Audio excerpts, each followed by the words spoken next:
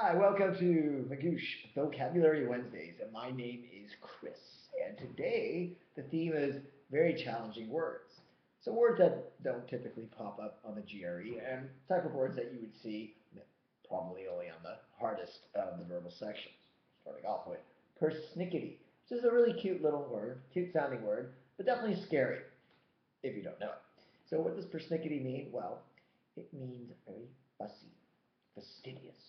And there's really no way you can figure it out just looking on it based on the word itself. So it's a good word to memorize. So someone who's persnickety, everything has to be right. They always find that little detail that's off. For instance, someone who's persnickety about handwriting would say, "Oh, look at your horrible S. Your S looks like a slithery snake." And to that person, I would say, "Yeah, who cares?" Next, insouciant. Maybe I'm being a little bit insouciant about my penmanship, but luckily I was able to squeeze insouciant on to the whiteboard. What does it mean? It means carefree, not worrying, sort of the whatever approach. So it comes from French. In not souciant is worrying, so no worries. Take it easy. And it kind of has this negative connotation the way you're a little bit too carefree and lax. So don't necessarily be insouciant. Next, we have, wow, check out that one. Did not even fit on one line. And how to pronounce it? Well, it's not pronounced tergiversate. It's pronounced tergiversate. What does it mean? Well, yes, a very difficult word. Tergiversate means to, well, it means two things. One thing is to equivocate. When you equivocate, you are hemming and hawing. You are evading the truth. You do not want to answer something directly because you're trying to cover it up. So that's one example, or one definition of tergiversate. The next is to say, I renounce whatever God I happen to be worshiping.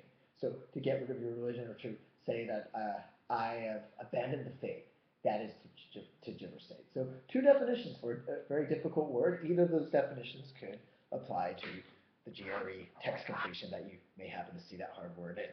And finally, inchoate, a little bit smaller, not as large and frightening looking as the other ones. And maybe that's why, because inchoate means not fully formed, rudimentary. So maybe the word itself, compared to the other ones at least, is inchoate. Now, inchoate in terms of context, it can be used to describe systems or any process that's in an early state of development. And so we can think of, in the early days of our country, our democracy was an inchoate democracy, had just come into being. So typically used in that sense. You wouldn't say, oh, the baby is 6 months old, it's inchoate.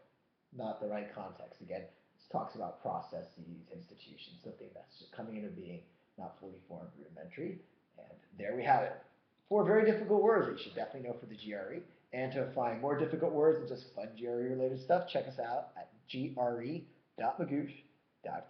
See you next week.